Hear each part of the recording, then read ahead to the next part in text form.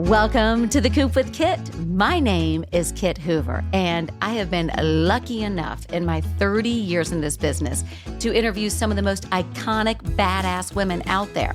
We all know that girlfriends give the best advice, and they're all coming to the Coop. We're talking career, marriage, kids, sex, aging, all of it. I truly believe we are just hitting our stride. All right, my chickens, let's get into it. My guest today is none other than Gabby Reece. Now, Gabby is one of the most accomplished beach volleyball players in the world. She was the first female athlete to cut a shoe deal with Nike. She's a New York Times best-selling author, has graced countless magazine covers, even Playboy. She's the OG of wellness, a podcast pioneer, mom of 3, and married to big wave surfer Laird Hamilton. Today, we uncover so much about this 6'3" goddess. Consistency is her magic sauce. Get ready to be inspired. All right, let's rock and roll. First of all, Gabby.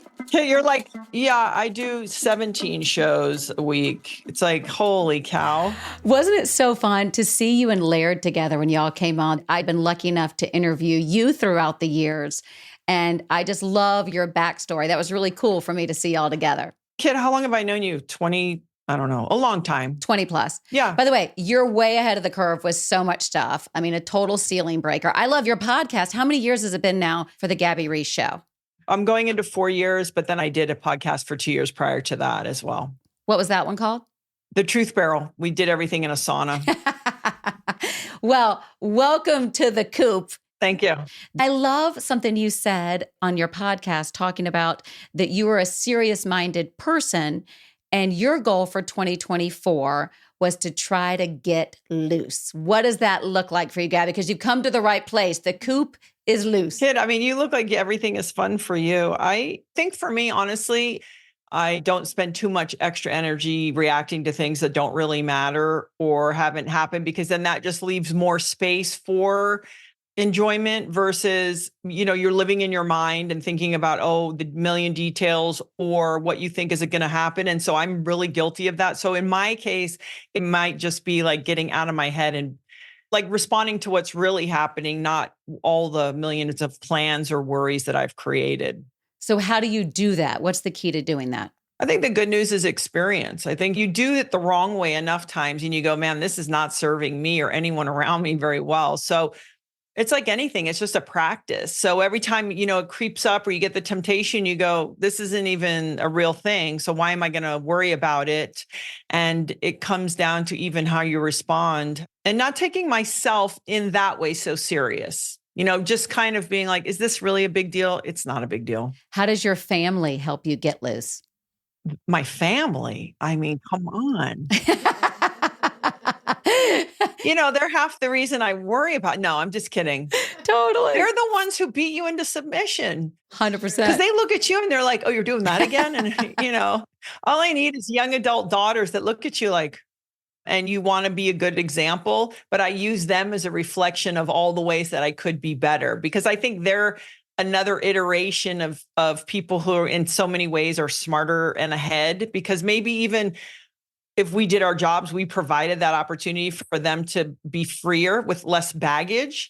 But then it's also the true reminder of like, ooh, I have some work to do, I always say my kids are the ultimate humblers, right? If you want to be able to laugh at yourself or to laugh at a situation or a major parenting fail, when you think everything's kind of going well, it turns on a dime. No, it's crazy. And I think my husband does it because he's really good at sort of his New Year's resolution every year is to laugh more and have more fun. So I think one of his goals is to have fun. Like that's never a goal of mine.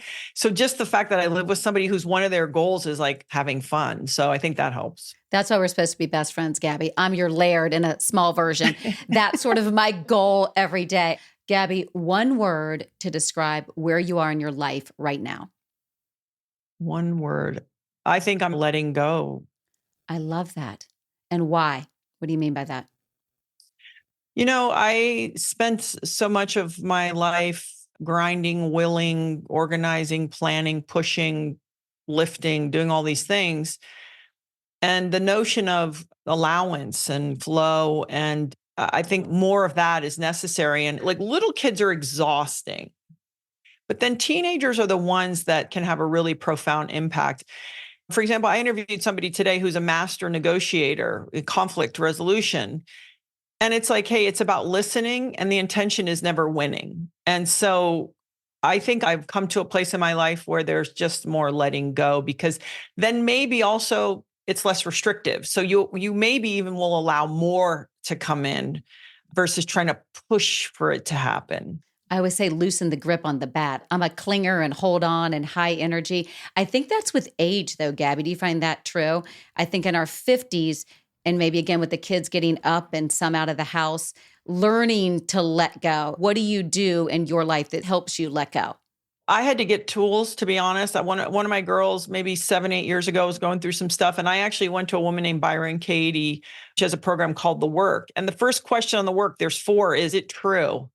So I think you do that enough and you go, this is so silly to live like this. And in the meantime, I'm going to enjoy the thing that's in front of me, which is my life. And hopefully you think that we're learning from our life. So I think that that's the other thing is I do try to be a good student.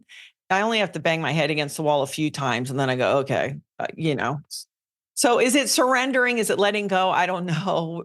Whatever word we want to use. Well, I love all the knowledge I get from your podcast. And when I think about you, Gabby, one thing's so cool too. You're the OG wellness guru. You've been doing this wellness guru work before anybody that I knew.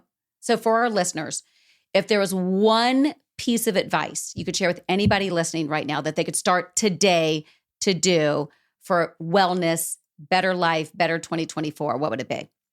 Consistency is king. So it's consistently eating things that support you versus not. It's consistently moving your body. It doesn't mean killing yourself. It's consistently trying to get to bed at a reasonable hour. It's consistently trying to manage stress, consistently trying to be connected to your loved ones. But listen, there's no secret. We all know we need that practice. We need that consistency in place. And it's not something we do. It blows my mind that people still are like, oh, well, I haven't figured it out. We know what to do. Yeah. We do. Yeah. So get a friend who you have to be accountable to. Who's that friend for you? I think being married to Laird is super helpful. It's a built-in motivation. I'm like, God, look at that guy go. I should probably do something. But what I do is I invite friends. They can come and work out with me wherever I am.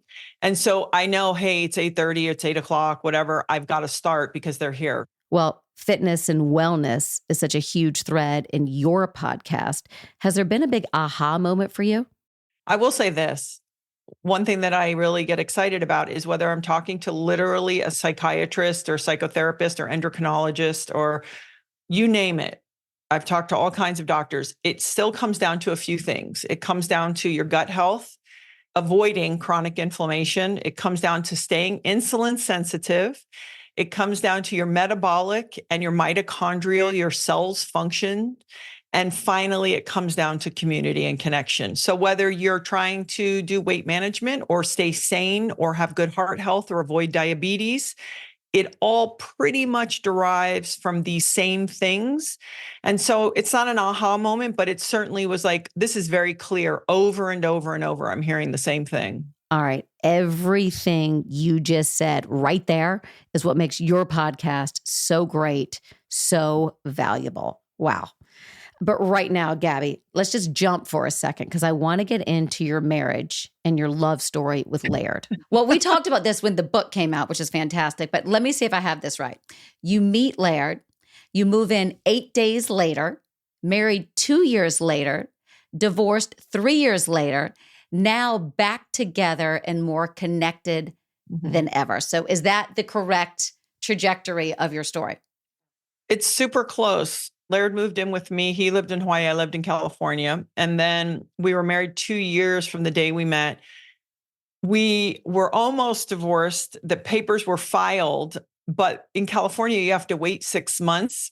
And so we were actually never divorced. We've been married for over 26 years. We didn't have great skills going into our marriage. We didn't have great examples. I say it's like learning dance steps, and we were kind of stepping all over each other's toes quite a bit. And Laird, I think he gave me a lot of room because I certainly was maybe more scared than Laird. And so my tendency was like, I'm going to run away. And was pretty still and was like, are you done with all of that? And it was like, do you want to work on this or not? And so I remember thinking that it was something really worth feeling vulnerable. Because I really think that was the hardest part for me was it's a risk, right? It's all a risk and it's so worth it. And I had to learn to be a little braver. I think it's one of the most beautiful love stories. I really do. And you know why? Because it's honest. It's honest. And so to have an honest depiction of what it is. But let's go back for you to the beginning. Y'all said it was love at first conversation. Do you remember the first thing Laird said to you? It's just that I interviewed Laird. So as you know, Kit, sometimes you interview people and maybe they learn something about you in the process of you interviewing them. And so I think Laird was kind of he is rough around the edges, but coming from sports and I really did my homework and all these things, Laird was much more open and generous once the interview got going. And that's how it went, because we're not two people to meet and be like, he's attractive or I think she's pretty. Now we're in love. We're kind of not wired that way.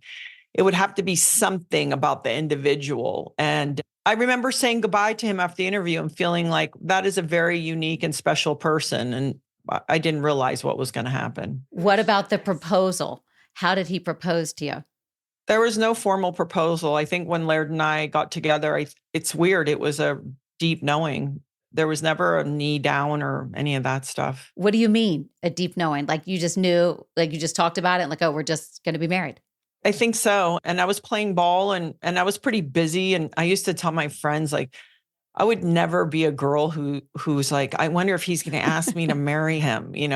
I think I thought I would be quite the opposite. And in fact, I maybe wasn't even interested in marriage. But I think with Laird and I, certainly after a few months of being together, it was pretty clear. And Laird is very clear. Laird is a very direct and loving and intense person. So I wasn't confused about like his intentions. That is sexy. Clarity and a focus where you're not questioning that, I find extremely sexy. I think for me personally, anyway, as a female, just let me know. Like, I don't want to guess because then I'm never going to be like, where were you? Or I don't want to do any of that. I want to have your back and support you and be like, go pursue your passions. And Laird I always joke that he's not capable of being dishonest, even times when you're like, you could be a little, So I think that gives me a lot of comfort and power of calmness. The wedding, did you have bridesmaids? Was it a big ceremony? Could you see me? No, we were married. I see purple taffeta or like. Can you imagine? I live in Kauai on the Hanalei River, and we actually married. Laird connected 2 double hull canoes and decorated them with a platform and all these flowers. And they brought me out on another canoe and put me on the platform, and we were on the river. There was about 6 or 8 of us. And then I had a bathing suit underneath a white dress. And then Laird picked me up and we jumped in the river after. So did you have a bachelorette party? Oh, no. I really love women so deeply, but if you go, we're going on a girls trip, I'm like, yeah, no, I'm good. No, tap out.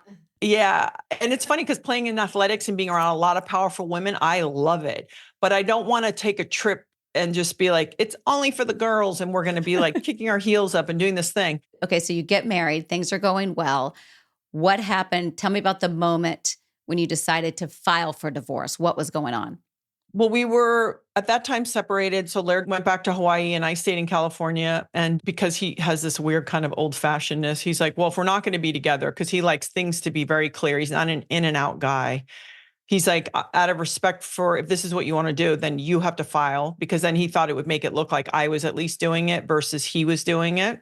And so I remember filing, and we were apart for about another 3 months after that. He came through California to get snowboarding gear to go up. He was going to Alaska or someplace heliboarding. And we had to see each other because his gear was up at the house. Something interesting happened for me there. We have these circular stairs in my house, and Laird is very generous in his love, very attentive. And when he left, I remember standing at the top of one of the stairs, and he walked down and then went out of view in the stairs. And it dawned on me at that moment that Laird was being generous with his love, that he could stop also. that he could in fact move on. And I think sometimes maybe younger women, sometimes you forget what a strength it is when your partner can be like, yeah, no, I'm here, right here for you. We misconstrue that as like, oh, they're always going to love me, or they cannot not love me. And I remember him walking out of sight, and it really, I was like, oh, wait a second, that was a real opportunity. And so we kind of worked our way back. It was very bumpy and ugly. And also during the process, if we're talking about being direct, Laird used to drink wine pretty much every night. And so he had his own decisions to make about if that was going to be something that he wanted to continue to do. Didn't you give him a name when he would drink? Larry. Larry, sorry. Not to make light of it. No, you can. It was I mean, am I allowed to swear? It was fucking insane. Yeah, fucking hysterical. Laird is the safest guy no matter what state he's in.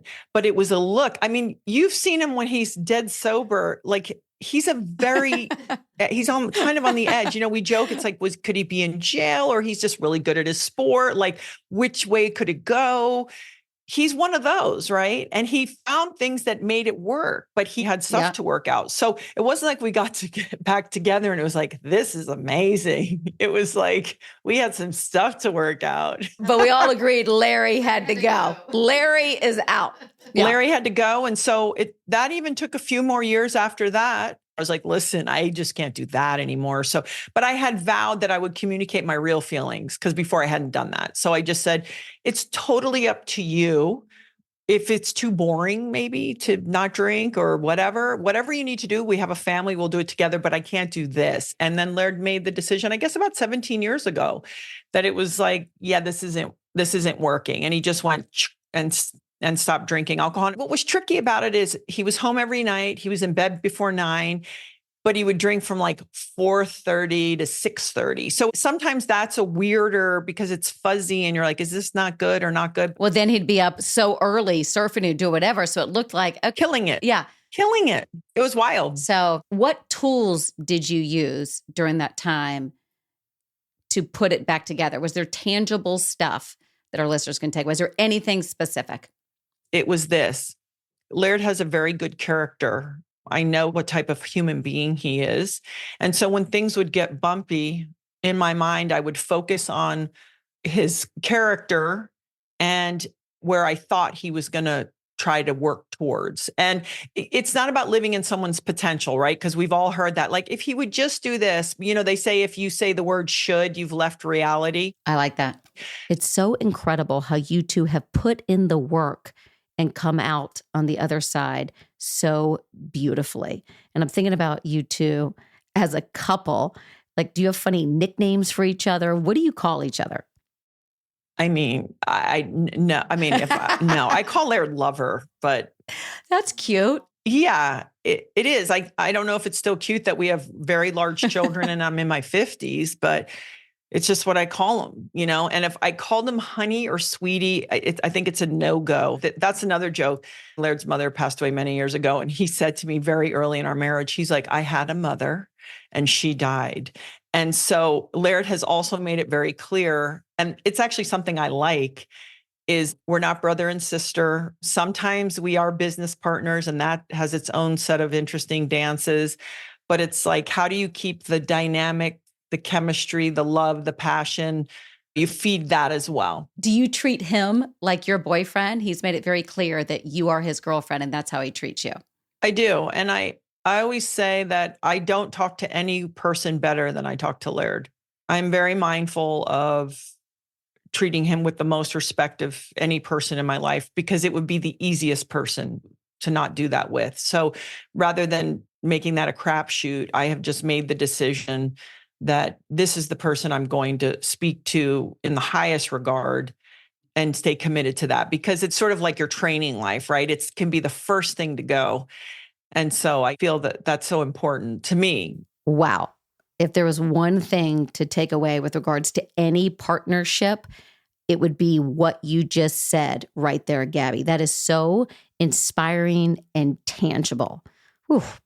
All right. Now, I hate to be vacuous, but I'm staring at you in the monitor. So before we move on, Gabby, why does your skin look good? What are you doing? Mine? Oh, I think it's supplementation. And, I never drink alcohol. I haven't drank my adult life. I think that's been helpful. But also, my dad is not alive, but he was from the Caribbean. So my dad was half black and half white. So I do think that has protected my skin. Yes, it's flawless. Well, You look no, it's not flawless, but I have makeup on, but it's holding. It's holding up. It's holding. Gabby, this shit's going south on me. I always joke, like, I try to be as natural as possible, but I'm like, if it goes down, if the face falls, I'll just get it yanked one time, one and done. Wait, you and I are similar. I'm always bragging, like, I'm au natural. I'm going to lean in. I love it. Yeah. But now it's starting to, like, am I? No, one and done. Like, one and done. Pick a good person.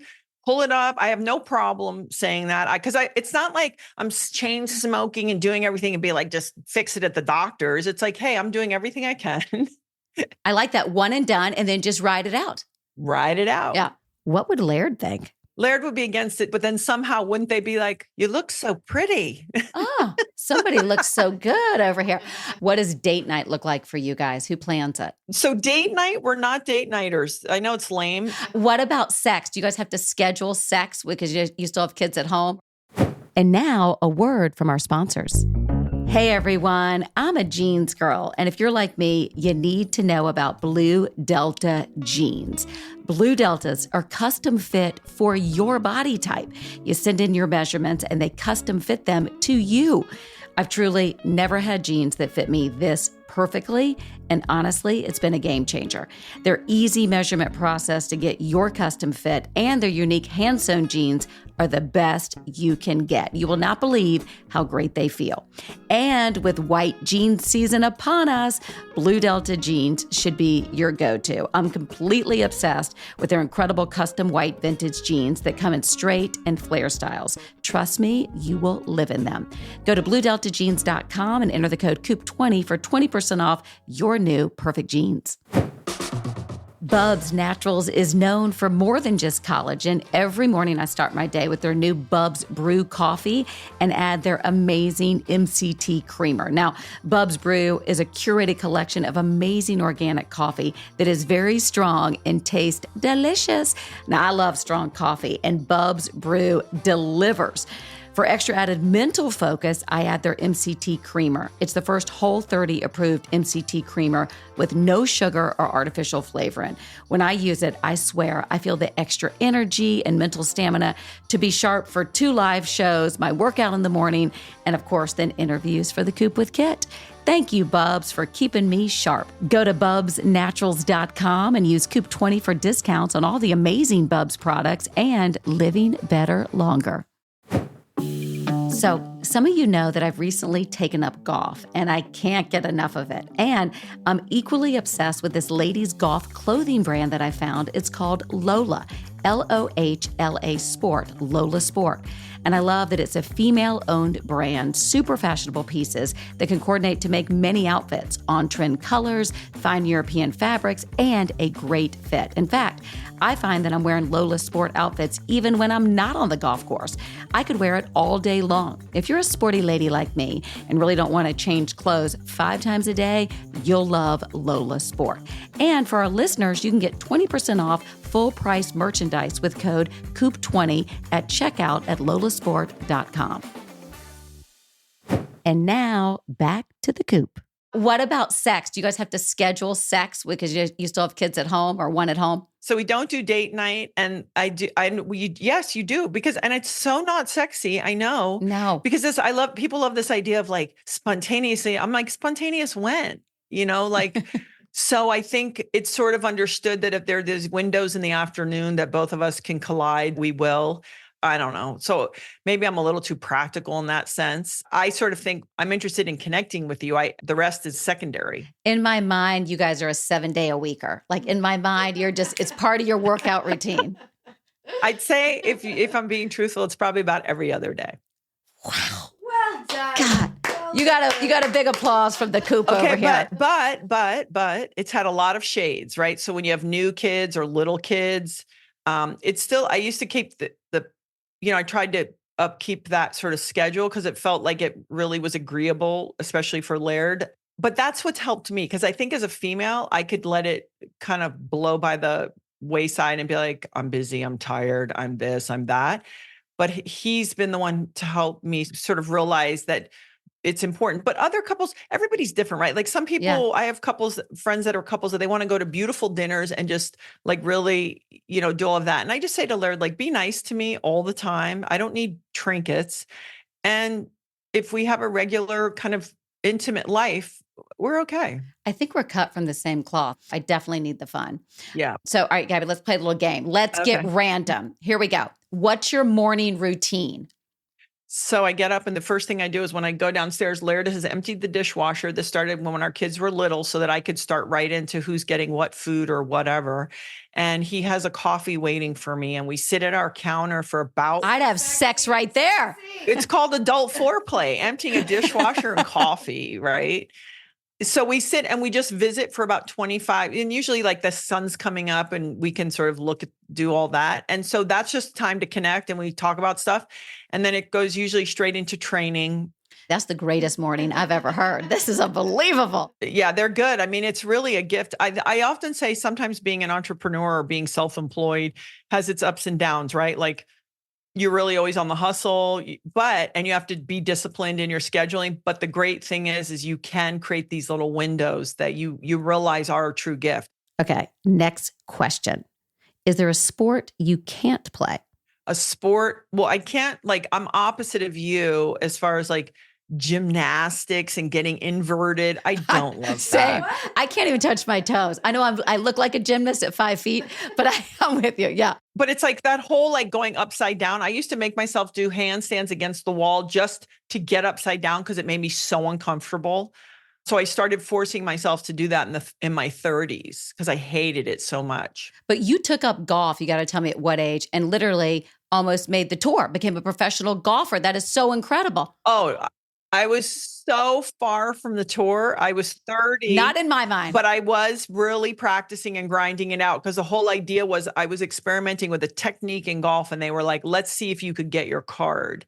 And then I had my second daughter and I remember going to the range and my friend George Gankis used to hold the bait and I was like, this is not working. And there's golfers who could start early and then have kids and do it. Someone like me who was starting from scratch, it was a no-go. So golf is a very humbling game. I just started it. Oh, it's so frustrating. Why? You have too much energy for golf. What are you, crazy? For the opposite reason, Gabby. I'm so high intensity, right? Everything I do is all out Mach 10. Golf is yoga to me. Oh. I'm singular focused. I'm solo out there.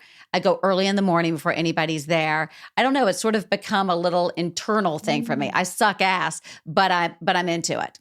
I shouldn't say suck ass. Do you run from hole to hole? Or you get one of those people who has a little backpack golf clubs and you just run? I can see you. I will. I'm not even out there. But you know what I do? I do my lesson and it's at the Rose Bowl and then I run the 3 miles after just to clear my mind. So you have me pegged. What is in your bedside drawer? Maybe some blue block glasses and some sleep, some kind of tincture or tonic for sleep. I'm not a great sleeper. You're not. I would think with all your exercise. I know. I feel like you have all the tools for a good night's sleep. What's that about? I mind grind. Mind grind. Or I can go to sleep, but I can't stay asleep. So, and it's always been like that my whole life. The way I grew up, I didn't have a ton of feeling of safety. And so I think I've always been a one-eyer, and then you start having kids and how you do that one eye forever because they're up. And so it's just something that I've always been trying to be diligent about. So I try to go to bed around the same time each night. And I take magnesium glycinate, which is the one to help you sleep. And, it's cool, it's dark, but I still jump through hoops. Do you and Laird spoon? No. That would be a hell of a looking spoon. I don't want, poor Laird, I don't want a snuggle. I don't want a toe on me. Do not touch me. I just need space to sleep. But, and Laird has like big, heavy bones. I'm like, don't put your knees near me. It's just like, yo, there's limits. What do y'all sleep in? I used to sleep in little nightgowns but they get all twisted up. Now I seem to sleep in a pair of men's underwear and either, no top, or I will wear like a kind of soft supportive bra. And Laird's in drawers. When I met him, he used to sleep in surf shorts. And I'm like, listen, He's like, in case I have to get up and go. And I'm like, yeah, no, you cannot wear surf shorts to bed. So, but you in men's underwear and topless, there's nowhere Laird is like not coming over there with a knee or a hand or something. That's hot, Gabby. I got to up my game. but he is tired. He does sleep. So I'm sure in his mind, he's like, that would be amazing, but I'm too tired. There's 2 pictures I want you to break down for me. Okay. One, there's that picture of you guys nude. You're on the paddleboard and he's standing over you nude. I think it was for ESPN, the body issue. Mm-hmm. Please tell me about that shoot. So Laird is, I know, it's like he's never wearing shoes in this, but he's very modest, right?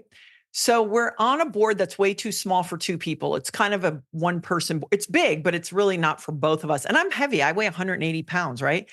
So we go out. I've known the photographer, Peggy Sirota, since 1988. Laird knows her a very long time as well. She's amazing. So he is so pissed at me that I have said yes to this. And I'm like, but the picture's going to be pretty. And he's like, is this what it's come down to? Is this what our job is? Like, we're taking naked pictures and we're this. And some guy was sitting there and Laird's like, you can go now on the ski. Like, you don't need to be here. He was so mad at me and he was paddling and I was trying to look all relaxed and like chill for the camera. But inside he was, if you look at his face, he looks pretty intense and he's trying to paddle my 180 pound butt on a board that's too small. So it was pretty funny. And I was worried about him with like, you had to get a right angle so nothing showing. I was like, oh God, lean, like, you know what I mean? Oh yeah. I mean, one strong stroke with that. And he was not, believe me, he was like, he literally said to me, is this what our career has come down to? It was the hottest picture. Playboy. I loved your cover. Tell me about the decision to do it, how it was for you. So that was, I was 30 years old, so I sort of felt like I was an adult. And what happened is I worked with a photographer named Philip Dixon that I had shot with since I was 18. Playboy was super generous. We controlled the whole thing. It was us, no hair, no makeup. It was myself, Philip, his assistant. Philip took the pictures, put the pictures in the order, gave it to Playboy. And I never actually thought they'd put them out. I had a guy come up to me in the gym and he goes, I saw your Playboy pictures and they just weren't. And I'm like, pornographic enough? And he's like, yeah. Because Philip likes women and form. Yep. And so even though you were nude, it was like me and a rock, and like, so it was a different. So my girls have seen it. I didn't really have an issue with it because for me, it was the form of the body. Oh, it was powerful. It was beautiful. When you look in a mirror, what do you see? Kid, it's interesting. As I get older, and I tried to practice this even when I was younger, I think being in fashion and being in sport at the same time was a great educator for me, which was, first of all, it's an illusion. It doesn't exist. I've seen pictures of myself that I was like, I don't look like that. So I learned that really young, which was helpful because it's like, hey, back up because you're never going to win that race. Like, it's a no-go. So I think that was really, really helpful for me. But it doesn't mean as you get older, you're not like, okay, I see the changes. All I do is I go, I'm going to be grateful for the fact that I'm healthy. And I'm going to keep perspective. Like I was joking with you earlier, if I hate something about myself for real, I'll take care of it. Yeah. But in the meantime, I'm going to focus on my purpose, my relationships, doing all I can do to feel good and look good.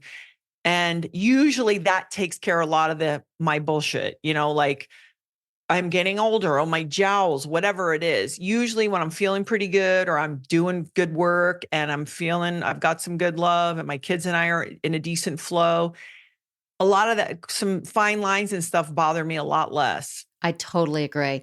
I love your honesty on this because it's easy to say, oh, I'm just going to lean into it. We all have a little bit of vanity. The athlete in us, though, I think there's a drive in me that I'm like so full of gratitude that being able to run in college, have 3 kids, holding up kind of decently, it still gets you. But Tina Turner said it great. She said she wants to age gratefully.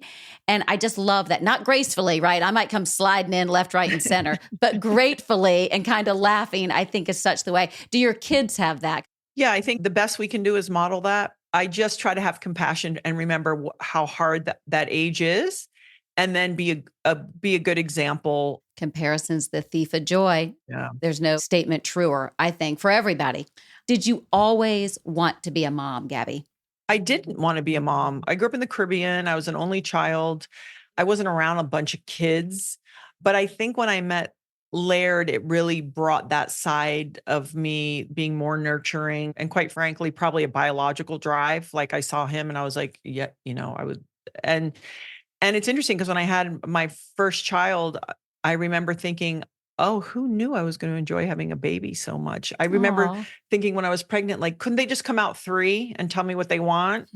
And then they hand you a baby and you're like, "This is I don't know what to do, but I know I'm gonna figure something out here." And it was really a magical thing for me, but no.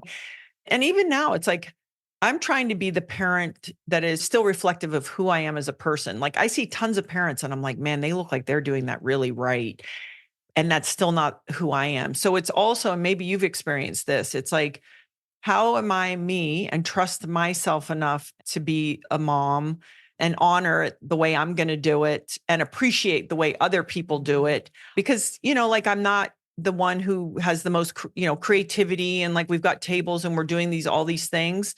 I just have something else to offer my children. So I think you're always making peace with that and trying to do better where you know you can. How would your daughters describe you? Annoying. No, no, that's my younger. I don't, it's a great question. I think I'm someone you can count on. I think you know what you're going to get. And I think I've tried really hard to be consistent. And one thing my girls know, and it's all an experiment. I could be wrong, is I think that even though they don't agree with me all the time, is I'm trying to understand each of their languages and inspire them in their way, which they're all very different. And I am trying my best to figure out how to connect in with them in their language and be someone that is not going to surprise them. They sort of go, I know how she's going to respond. I know that there's a solidness that I can provide them so that they feel like they can go off in the world and do and be whoever they are. There's that word again, consistency. I love that. That's your thread. I can't wait to really think about that. I don't think I've heard that before. And it's such a tangible thing, harder to get and practice the discipline. But the way you've worked it into everything, whether you've noticed it or not, even your sex every other day, I know. consistency. Well, I'm a Capricorn, so supposedly this is a trait of people of my sign. I'm a Leo. We're off the rails. What is my thing, Gabby? I need your help. We You're need to doing it great. You got a lot of life. That's the thing is when you see people who have high vitality, man, that is a real gift and really, really powerful. And so it's important because it's also sometimes can be such a spark for so many people around you. Well, thank you for that. I think we need to do something, just our height alone and same age. And yeah, we don't have to do the weird girls trips, just you and me. Empty nest is coming for you and for me. How are we feeling about that? What are your thoughts? I'm ready to work more, quite frankly. Same. Cue the Coop. That's why I'm doing this. I'm not kidding. Well, when I saw that note, I go, oh, I get what's happening here. You know exactly. I'm ready to go back to work, like in a bigger way, because I also feel like a lot of women, it's so easy for us to feel overlooked, forgotten, whatever the things that we could experience, but to focus on that we have a little bit of experience, maybe something we can contribute, some wisdom, we can help younger people, and also just in business. That really interests me. And maybe I also secretly and selfishly think it will keep me from freaking out that I'm getting older. Like, I think also like be smart and strategic. What are the antidotes for some of the things that you might have ahead of you? So what does that look like for you? Well, between Laird Superfood and XPT and the podcast and maybe trying to, kind of figure out ways to consolidate some of these things a little bit more. I have some stuff I can put my teeth into that I'm interested in for sure. Okay, wait, I don't waste any more of your time, but fill in this blank. Okay. One word or long answer, whatever it is. What makes you happy? What makes me happy is when I know that the people that I'm very close to are doing their thing and they feel good. It doesn't have to be next to me. Just when I know they're off there doing it and feeling good, that gives me a deep sense of fulfillment. And when I know that I have challenges that I'm taking on and creatively expressing myself out there, it's pretty simple and a nice family dinner and I'm pretty good. I so agree. Is there anything better when the family dinner goes well? It's not every time, but there's some times where all of a sudden it just clicks and I feel like everybody's firing on all cylinders. I'm not kidding. It's like my Christmas morning when everybody's laughing and they're teasing and they're joking and we're eating dippy, whatever, pasta. And it's just, there's something about that. That's when I think I am at the happiest in my heart. It's one of the essences of life. I always say that when you have little kids, when you hear those little feet walking to and fro on the floor, you think, man, just pay attention to that because that's some of the good stuff of life. It's like when people go on walks and you listen, as silly as it sounds, like birds, just that, Yeah. I'm not a prescriber that people have to have families and all of that. I'm not suggesting that. It's when you can notice all the little moments that really are so sweet in our lives, it's very easy just to power right through them. Well, you delivered today. So thank you for the home run, Gabby Reece. Well, Kate, you're a delight. I appreciate your just, I don't mean this in a cliche, but you're really a bright light. I have a friend who's from the South and she's like, I'm crying on the inside. And I don't get that's the sense for you, but I do. You're gangbusters all the time. So thank you. Well, thank you for saying yes. I love you, Mama. Have a great day. Thanks for everything. Good luck and kick ass. Have fun. Bye, sweets. Aloha. Coop, there it is. A huge thank you to Gabby Reece, who blew me away today with her clarity and thoughtful approach to literally everything. I really loved her quote, talking about her husband, Laird, saying that, quote, I don't talk to any person better than I do to Laird. Let that sit. I really love that. Even after all they've been through, and anyone who's been in a marriage, really a long or short one, knows that is extremely hard to do. I don't know about y'all, but that really sat with me. What a brilliant statement. Thank you for joining us, my chickens. If you like this episode, please give us a 5-star rating, drop in a great review, and tag us at The Coop with Kit Hoover. As well, you can follow us on social media at The Coop with Kit Hoover for behind-the-scenes content and updates.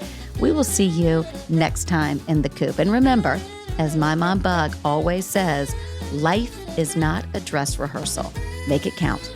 Today's episode was produced by me, Kit Hoover, and Harper McDonald. Our technical producer is Christian Brown, and today's episode was edited by Christian Brown. Business development by Casey Ladd, and a special thank you to all of our sponsors.